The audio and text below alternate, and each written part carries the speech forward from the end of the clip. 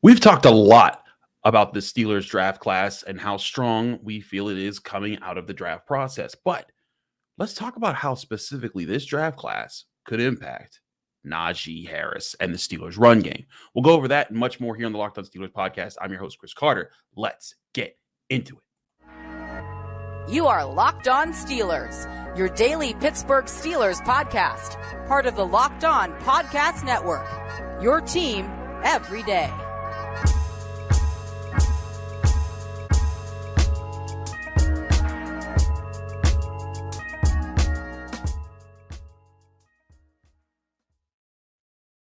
Hello and welcome to the Locked On Steelers podcast. I'm your host, Chris Carter, bringing you your daily dose of all things on the Pittsburgh Steelers.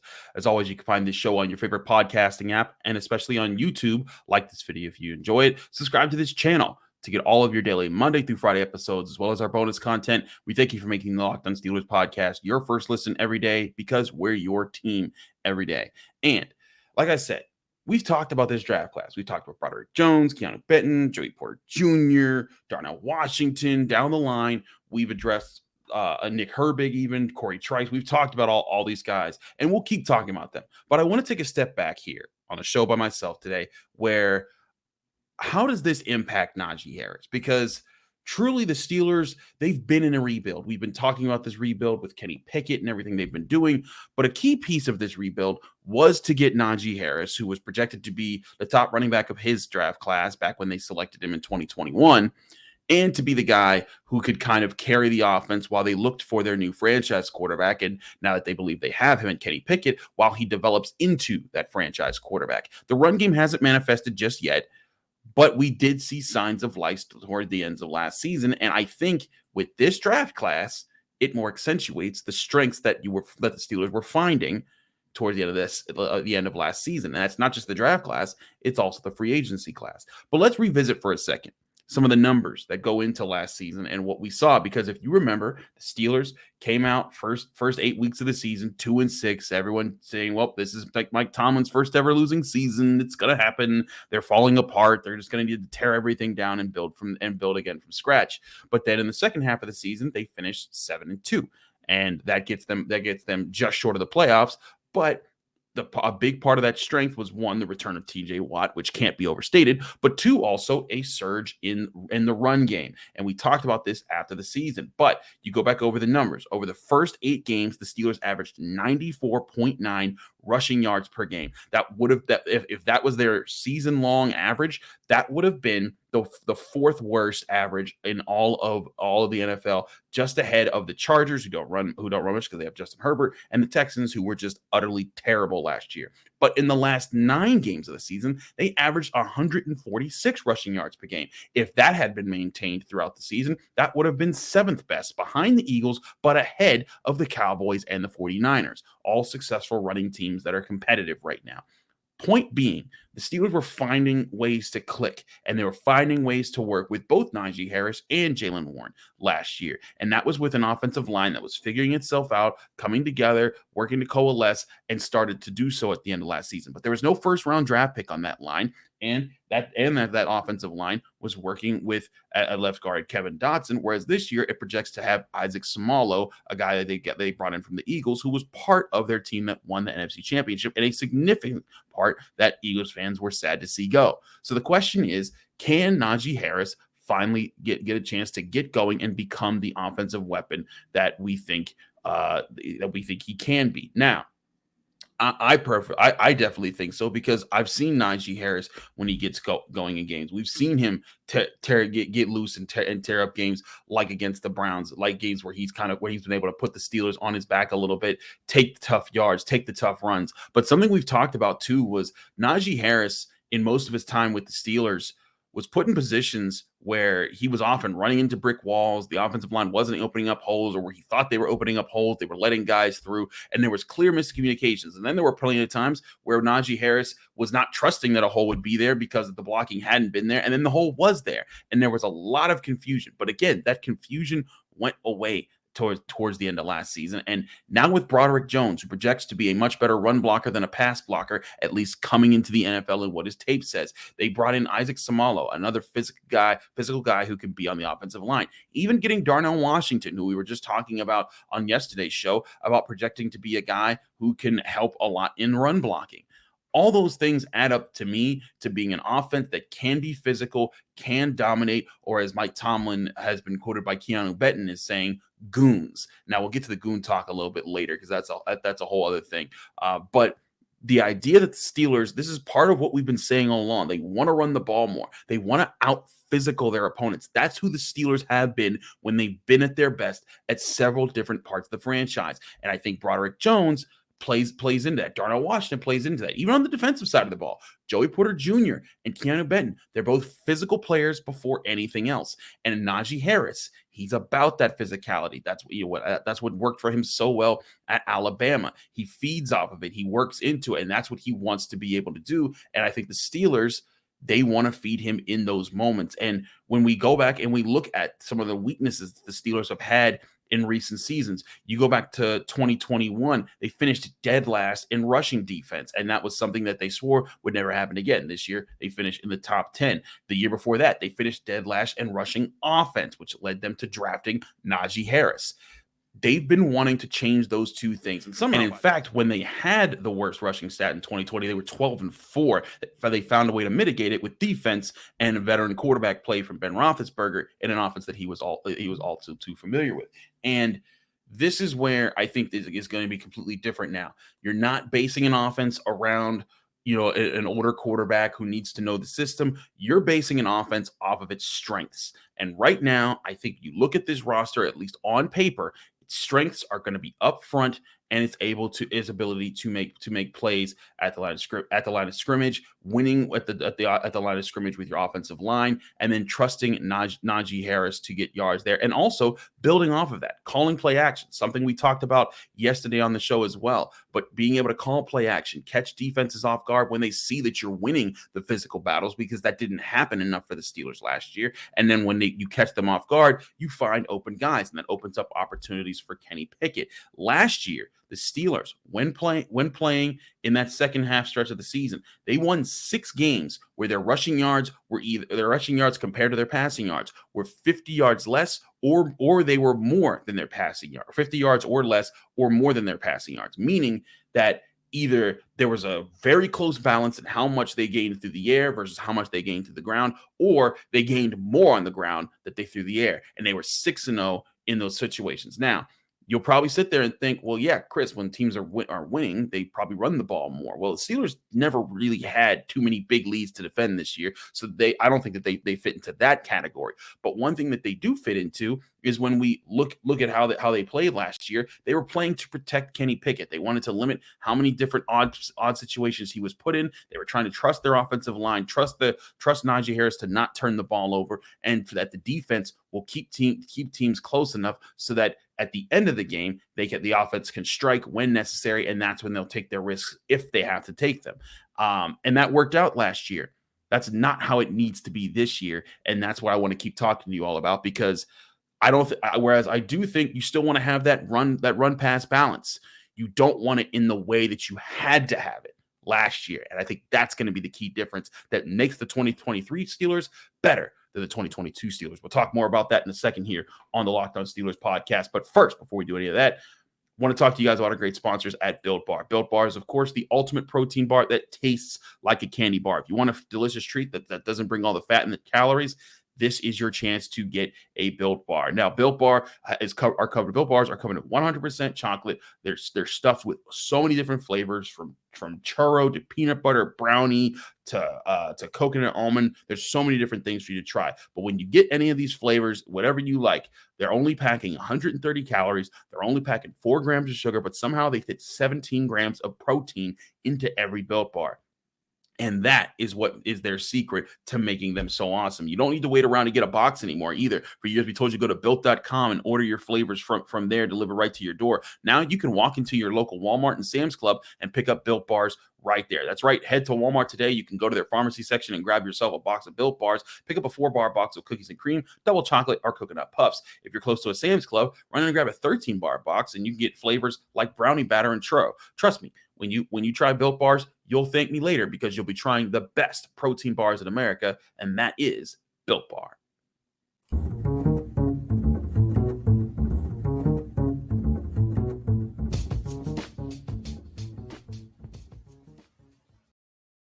Back here on the Locked On Steelers podcast, I'm your host, Chris Carter. We're continuing our discussion here, talking about how the Steelers draft class impacts specifically Najee Harris and the run game, and why that's so important for the Steelers' identity in 2023 and beyond. Now, again, I go back and I look back to last season, and there were times they had to run the ball. They had to play great defense. They didn't want to put Kenny Pickett in those situations. And frankly, it makes sense. The Steelers were Kenny Pickett and the Steelers were throwing a lot of interceptions in the first half of the season. Mitch Trubisky threw a couple himself against the Patriots and the Browns. Kenny Pickett threw 3 against the Jets, threw 3 again against the Dolphins, 2 against the Bills, 2 against the Eagles. But then in the second half of the season, you only saw him throw interceptions, 1 to the Raiders and 1 to the Browns. But he didn't throw another interception throughout that second half stretch of the season because they were protecting him.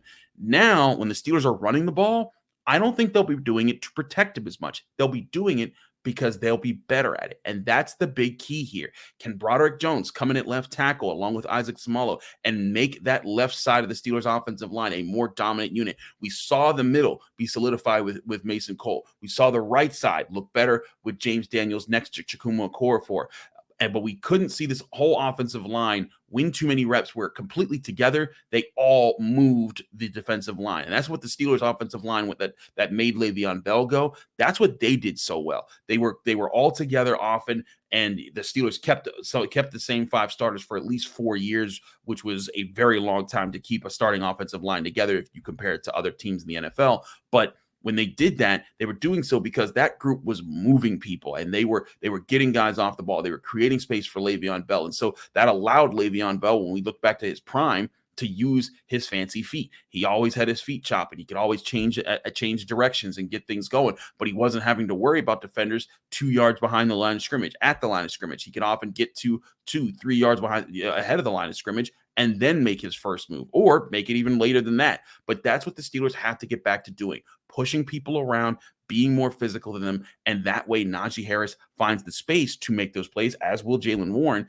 And when that happens, that forces defenses to think more. Hey, do we load up bigger on personnel? Do we get in bigger linebackers? Do we get in more defensive linemen? Do we take this safety off the field? Do we take the slot corner off the field? And then you try to find the mismatches. And I want to talk more about the 12 personnel packages because I know some of you do want to talk about that.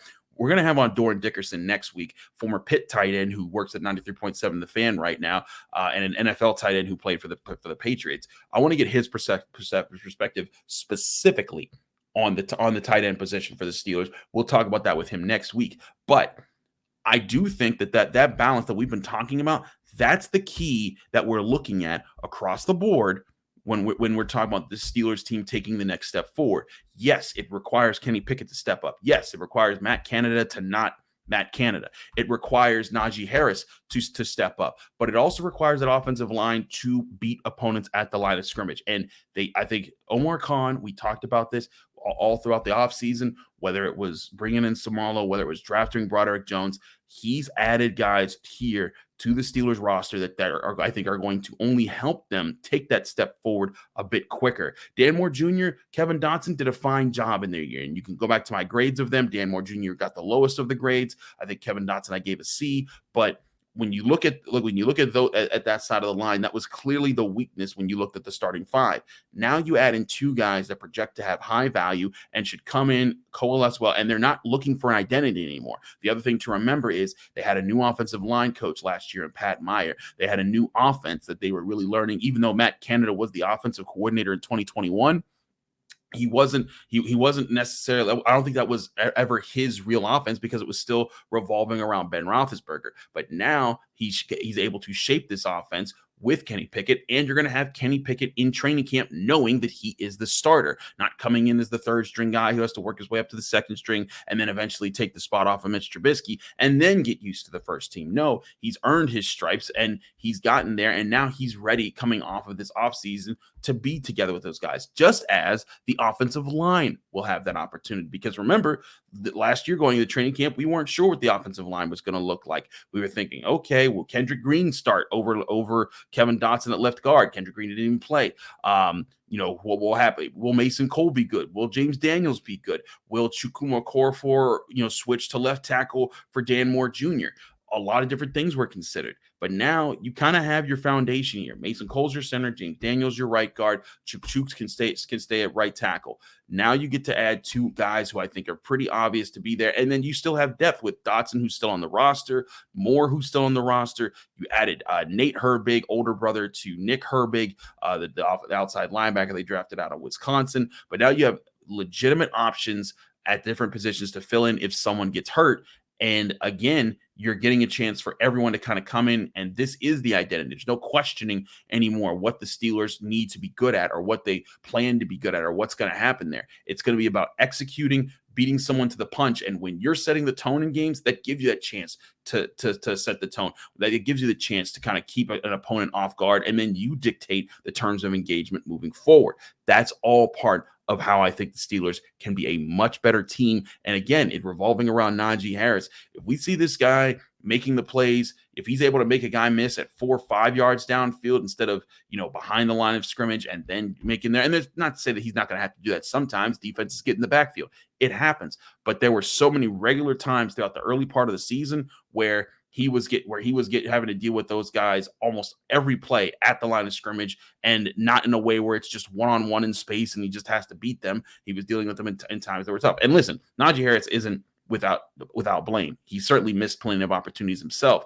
But I think when you see a collective group come together and you see guys start to play together more and better players start to play around each other more, you'll see improvement from them. And I think you even saw that. You go back and look to the 2010s Steelers offensive line. Ramon Foster was there, but Ramon was able to play better when you had a Marquise Pouncey on his right, when you had David DeCastro on the offensive line, when Marcus Gilbert was there, when Villanueva was there. And, and that left side of that line back then, they were definitely not the strongest part of the offensive line, but they were strong, and it helped having guys to the right of them that were truly talented and setting the tone for the offense and for the offensive line. So all that being said, I really think that the key to the Steelers right now is maintaining the progress with the offensive line, making sure Najee Harris is able to eat and get plenty of yards, and then everything comes off of that. I truly think if they bring that there, Kenny Pickett, we've seen him do the offseason workouts. We've seen him go through and try to improve, and we've seen him kind of improve from last year. He talked about how he wanted to make sure that when he made a mistake in a game, he didn't make it again. He wanted to erase things, and we saw that with, again, only throwing 2 interceptions in the second half of the season, whereas he had multiple games where he threw 3 interceptions in the first half of the season. So I think that you can trust Kenny Pickett will get better. I don't think that he'll become all world just yet. I think that he can get to being one of the better quarterbacks in the NFL. I think he can be a decent to good quarterback, but all of that will be, I think, based off of how strong and how dominant the run game is to take the attention off of him and to give him the opportunity to make plays while the defense isn't sure about what he's trying to do, or just specifically sitting back and saying, we're not scared of your run game because you can't run the ball. We're not scared of your pass game because we know you can't throw deep. We're going to sit on these few things that we've seen you do on tape. Taking away that factor from a defense can do a lot from an offense that finished 26th in scoring last year, 23rd in overall yards. Again, as we talked about earlier this week, I believe it was the Tuesday episode, this has to be the year that Matt Canada's offense is ranking up there. It doesn't have to be top 10, but has to be right above that area. It needs to be 11, 12, 13, 14 at the least. They have to be able to put those numbers up. We've talked a lot of offense so far in this show. I want to talk a little bit about defense, and I got a friend here to help me do it because we're going to talk about one of the Steelers' additions they've made in free agency during the draft, which was a signing of a slot corner, but other moves that Omar Khan has to make. We'll talk about that in just a minute here on the Locked On Steelers podcast. Stick with us. We'll be right back.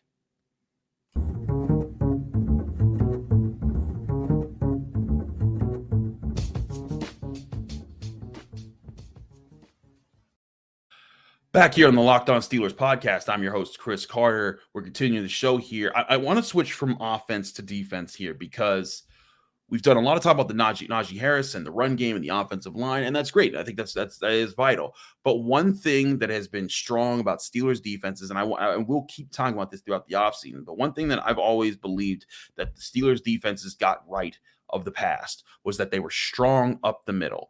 You know, when you look back to those Steelers defenses, they didn't necessarily have to have their best players up the middle, but they had to have very good to great players up the middle. You go through the 70s, you look at the Steel Curtain defense with Mean Joe Green and Ernie Holmes up the middle there on the defensive line, Jack Lambert at middle linebacker, and then even safeties like Mike Wagner and Donnie Shell there at the safety position who could line up in the middle part of the field. That allowed the Steelers to have a strength in the middle so that they could trust guys on the outside to win, like Mel Blount, Jack Ham, and JT Thomas and other guys like that. Even the Steelers in the 2000s that were successful. You look up the middle. Who was up the middle? Casey Hampton, nose tackle, was just mean, bad, and just ate people up. James Ferrier, inside linebacker, set the tone, was a captain on the field, was able to get so much done there. And then, of course, Troy Polamalu, who wouldn't always line up in the middle because he would just line up everywhere, but you had him lurking over the middle part of the field. And again, that strength allowed guys like Deshae Townsend, Ike Taylor to live on the outside. The edge rushers could do their thing. But if you controlled the middle part of the field, that means you were shutting down the run. It means you were taking away short passes, and you weren't giving up deep plays down the middle. If they're hitting deep plays, they're hopefully hitting them down the sidelines, and you're putting your corners in positions where they have to just focus on specific jobs, which I think is a big part of it. So what have the Steelers done for the middle of the defense? Well, defensive line, I think they still got it. They got Cam Hayward, they got Ogunjobi, they drafted Keanu Benton, who we talked about earlier this week as maybe being the nose tackle for the team moving forward. Arthur Moat suggested that. But at linebacker, they have not addressed linebacker with a draft pick. They've gotten Cole Holcomb and Landon Roberts, who I think are decent linebackers. But as we talked about with Arthur Moats, they're guys that maybe won't be holding up in coverage too well, and the teams are going to try to pick at it at some way or shape or form. Now, maybe they'll be bringing in Minkah Fitzpatrick. I think he's part of that middle equation when he goes in the deep middle. But underneath in the middle, other guys that are going to help. Is DeMonte KZ going to roll him around there? How is Keanu Neal going to fit in there? And then they recently brought in Chandler Sullivan. And if you're wondering about Chandler Sullivan, you're like, well, he's definitely just an upgrade over Arthur Maulet. He'll be a really good slot corner. There's a chance for that. He's had more interceptions for sure. But here's Luke Braun from Locked On Vikings giving his take on Chandler Sullivan and what he meant to the Vikings secondary. Hey, what's up, Chris? What's up, Steelers fans? It's Luke Braun here from Locked On Vikings, giving you a quick lowdown on Chandler Sullivan. Slot corner, played for us last year. It didn't work out with us with Sullivan. I won't mince words about that. The Vikings didn't even, they told him right at this outset of free agency that they weren't going to try to bring him back. And I think the reason for that was, you could kind of tell that offenses were trying to scheme to get him one-on-one with people. Like, he was a bit of that marked man, but also there were a lot of coverage busts on the Vikings defense, and Chandler Sullivan was involved in a lot of them. You can't really tell who messed up or what it was supposed to be. You just know that somebody was supposed to go here and somebody was supposed to go there, and they both go there, and you go, somebody messed up. But in a lot of those situations, it was Chandler Sullivan and someone else, and it was very often Chandler Sullivan and someone else. So he's either the most unlucky guy in the world, or he was responsible for a few coverage busts and communication issues. That was all over the Vikings defense, so it's not entirely his fault. Totally could have been a coaching thing, but it did not work out in Minnesota for kind of those reasons. I would say that if he is your anointed day one starter with no camp competition, I would say that that's probably something to be concerned about. So there you have it. Luke Braun from Locked On Vikings explaining who Chandler Sullivan is. And you're probably getting the same vibes that I get from hearing that, thinking, okay, well, he's doesn't sound all that much better if he's giving up coverage bust. And I think one thing that Arthur Maulet did well was he would at least communicate well. He would be in the right spot. He just wasn't a guy you wanted matched up with really talented receivers in the slot because he wouldn't be able to keep up with the shiftier ones that had really good releases and ran good routes or were just bigger than him because they could kind of move him off the ball. Now, Arthur Maulet's going to give you heart, effort, and fight, and I think work attention to detail there. And maybe a change of settings will help that with Chandon Sullivan. But we look at how the Steelers are constructed right now, and you think, man, there could be that could be a weakness that defenses definitely pick at, especially because the coverage linebacker situation combines with this slot and coverage linebacker right in the middle part of the field. Now, for the Steelers, I think the only thing that works out for you here is that if you look at this defense, that's the main weakness that you look at. Granted, you still want to see how your outside corners fare with Patrick Peterson being a new add, Joey Porter Jr. being a new add, Levi Wallace being solid there last year. That's not exactly a surefire thing that they're going to be a leader or anything like that, or even very good. But I think that you feel more comfortable about them based off the personnel that you brought in and the additions that you've made there. And defensive line, edge rusher, and safety, I think you're probably happy about right now. But that middle part of the field, that's going to the short middle part of the field, that could be a place where teams pick at the Steelers this year, and it could become a theme for this defense. Now, here's the thing about that is that if you're able to be great in every other facet, if you're able to stuff the run, if you're able to have really good corner play on the outside, if your safeties are taking away the deep ball and making plays on errant thrown passes, you might not be crushed by this. You might force an offense to have to dink and dunk over the middle so many times that eventually you take advantage of it and you catch them napping and catch a quarterback making a mistake, and that you force them to be perfect for an 80-yard drive doing stuff like that. But again, predicates itself on taking away the run, getting after the quarterback, and having good cornerback play on the outsides to force that to be the thing. But if it is that thing, maybe this weakness can be negated. But as of right now, I still think this is still something that Omar Khan needs to address. Now, we talked a little about this with Arthur Moats yesterday, that there aren't that many off-ball linebackers that really scream at you and think, oh yeah, they're gonna solve that problem. Deion Jones, who was with the Browns recently, he's a guy that kind of comes up in that conversation. But other guys like Rashaan Evans, he's more of a run stopper, like the guys that they got. Zach Cunningham, you heard Arthur Moats talk about him. So there's a lot of questions as far as can they get that guy, and maybe the answer is finding another slot corner. Maybe the answer is finding someone who's willing to work more over the middle. But I can tell you right now, as it stands on the Steelers roster, that's one of the bigger weaknesses that I see on it right now. And Omar Khan, he's done a very good job addressing a lot of the Steelers' weaknesses. He's brought in help for the left side of the offensive line. He got youth on the defensive line. He got a new tall, young tight end who can maybe be a better blocker and help with the run game as well. He got a cornerback for the outside who can maybe be the guy that takes up the torch as the next really, really important Steelers cornerback for the long term, and Joey Porter Jr.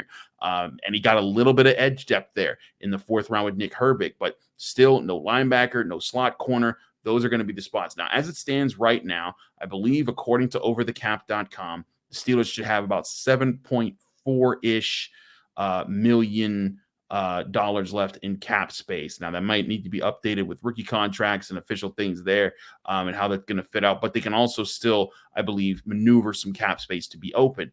I think that Omar Khan should still absolutely be involved. We talked a little about them adding another veteran edge out there in this offseason still.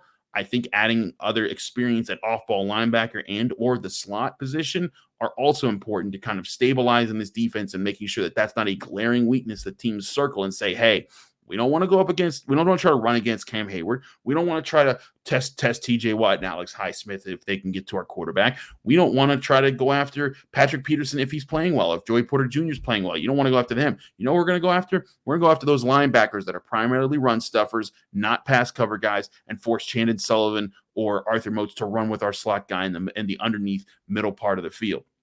If that's a thing, it's going to be up to Terrell Austin, defensive coordinator, and Mike Tomlin, the head coach, to scheme up ways to protect that part of the field while not compromising other parts of it. Or it could be up to Omar Khan to make some more moves before the season starts to make sure that that's not something they have to as much compensate as much for conceptually. We'll talk more about that as the offseason rolls along. We got tomorrow's episode of Locked On Steelers podcast, the Friday episode coming up. So stick with us here. Thanks so much for checking out the Locked On Steelers podcast. We appreciate everyone who comes to the show and listens to us. Remember, you can listen to us on all your favorite podcasting apps. You can also watch us on YouTube. Like this video if you enjoyed it. Subscribe to this YouTube channel to get all of our daily Monday through Friday episodes, as well as our bonus content. And if you want to help out the Locked On Steelers podcast, go on Apple Podcast, leave us a 5-star review with the positive comment. Do both at the same time, and you get a shout out at the end of the show. Like this person, we have thank you, Fly Guy, or Ty Fly Guy. It's TYTY, but he says 5 stars, the best, simply the best Locked On host, the best scoop on the Pittsburgh Steelers. Chris is the man, makes my day listening to you and your guests. Thank you so much, Fly Guy. I appreciate you for your 5-star review. If you want your shout out, go on Apple Podcasts, leave us a 5-star review with a positive comment. Do both at the same time. You get a shout out just like that one. We'll be back tomorrow with more here on your Pittsburgh Steelers. I'm your host, Chris Carter. Follow me on Twitter and Instagram at Carter Critiques. Read my work at the Pittsburgh Post-Gazette and find me every day, Monday through Friday, right here on the Locked On Steelers podcast.